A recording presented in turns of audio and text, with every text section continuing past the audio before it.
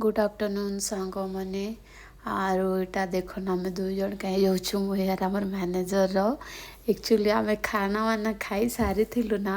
आरो तांकर भाई कॉल कले के दीदी आरो इने जगन्नाथ मंदिर रे खाइबार लगे दिया होचे पिठा वाला काम दे पेटार ना सुनी कर आईलु एटा आम पहुँची गलु जगन्नाथ मंदिर के। तो पिठा जगार तो आपकी ने पिठा तो नहीं मिली बाकी खाना बसे दिले खाइबा लगी।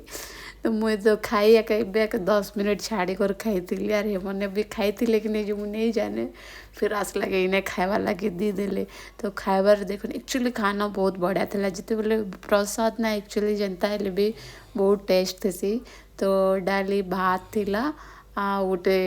मीठा टाइप राइस थिला तरकारी थिला आरो पिठा नहीं से एक्चुअली सेटा थिला मालपुआ। तो आमके से मैंने कहन पिठा पिठा बोलते आम पिठा लालच रे दुई जन एक्चुअली आसलु देखला बेले आमके जबरदस्ती खाना खाइबा के पड़ला और एक्चुअली आमर भाग्य थिला एत लगे भगवान प्रसाद मिलला।